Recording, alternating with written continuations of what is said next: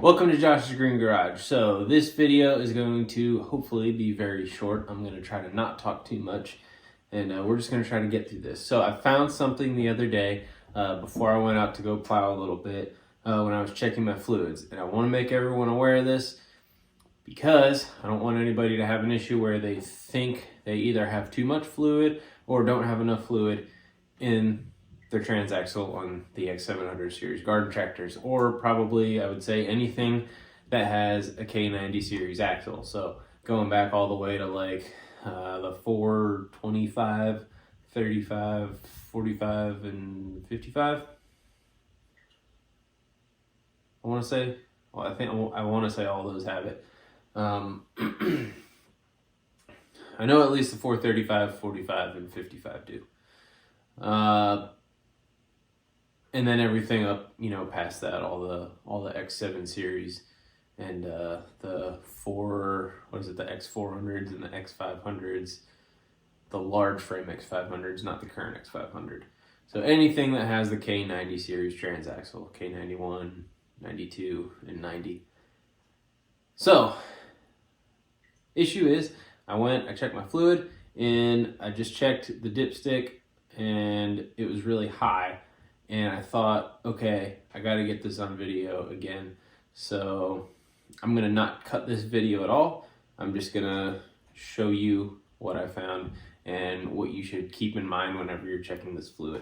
So I'm going to pull this out.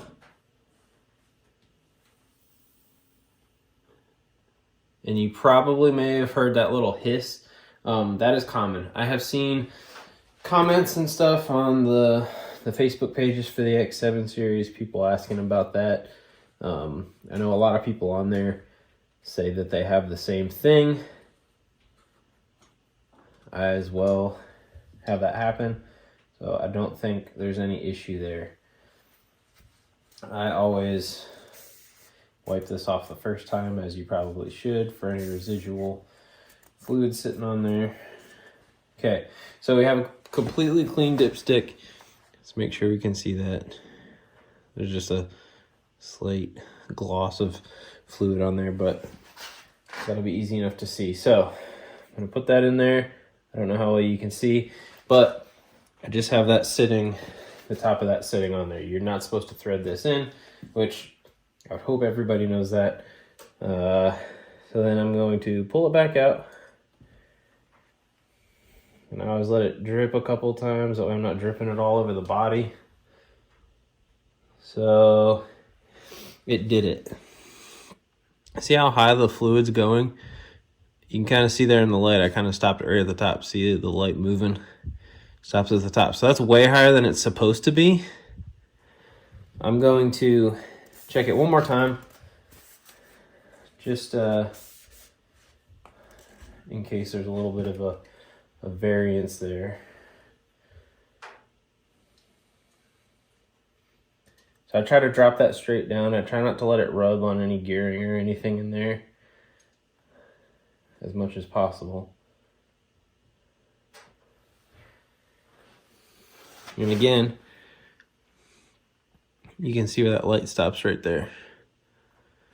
So it's quite a bit. Now, I always do this. I don't know if anyone else does it.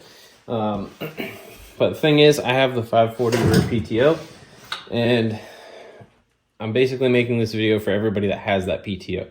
So if you have that PTO and you installed it or you've looked into it, you probably know that there is down there on it a fill at the top, which is also an air vent for when you're filling the transaxle with new fluid. Hydraulic fluid is shared between the transaxle and the PTO. So it needs to move through there. When you're filling it, you have to vent it so that air can come out as fluid, flows into the PTO.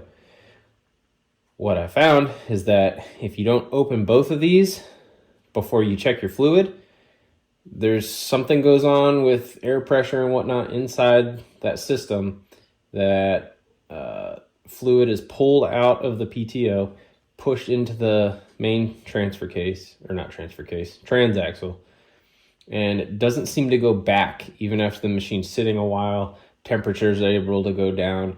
The air pressure inside is able to decrease because it cools down. So what you got to do, open up the vent on the PTO. So I'm going to do that, and you'll probably hear a hiss.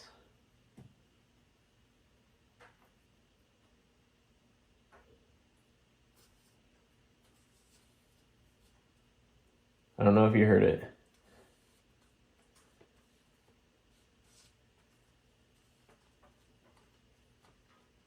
You can probably hear that. That's quite a bit as you're threading it out. So essentially when that happens, that's not air going into the system. That is air leaving the system, and fluid from the transaxle side is pushing back into the PTO. So now, if I check it again, let it sit on there.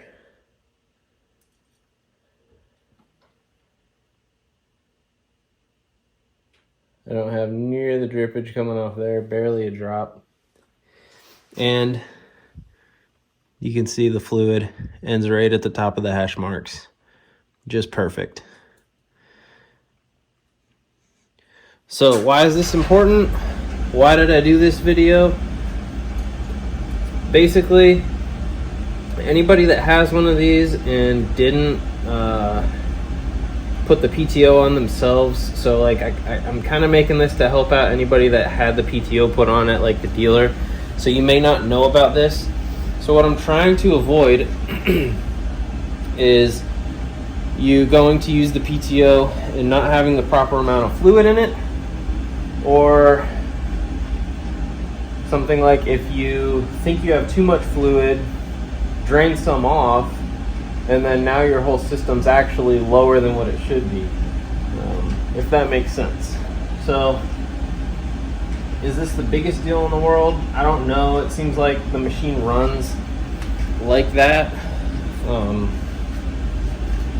of weird to try to get in here. I don't even have the shield on, so if you have the shield on yours, it'd be pretty hard to get to that little plug.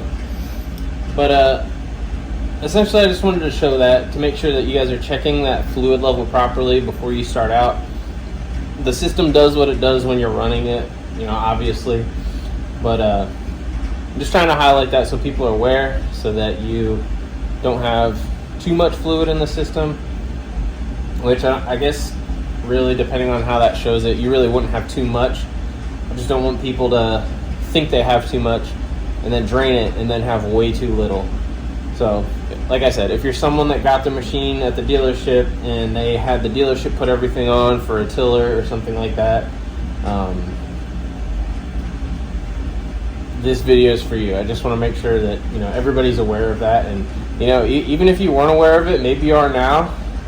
Maybe if you're wondering why your fluid's high every time or something, definitely go down, crack that open, let the air equalize, and make sure over time you're constantly checking this. I wouldn't let this go.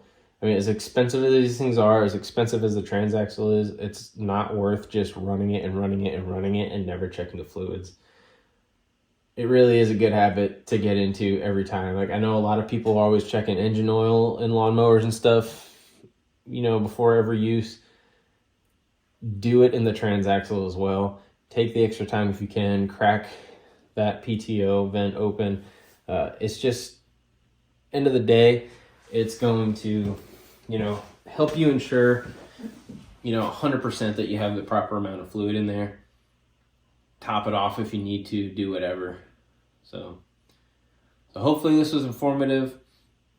Hopefully if you didn't know, you've now learned something, learn how to make sure you're checking it and it's actually at the correct level, and making sure that you're not doing any PTO damage or anything like that. So appreciate you watching. If you have any questions or anything like that, please let me know. I always try to get back to them. But other than that, thanks for watching. Have a good one.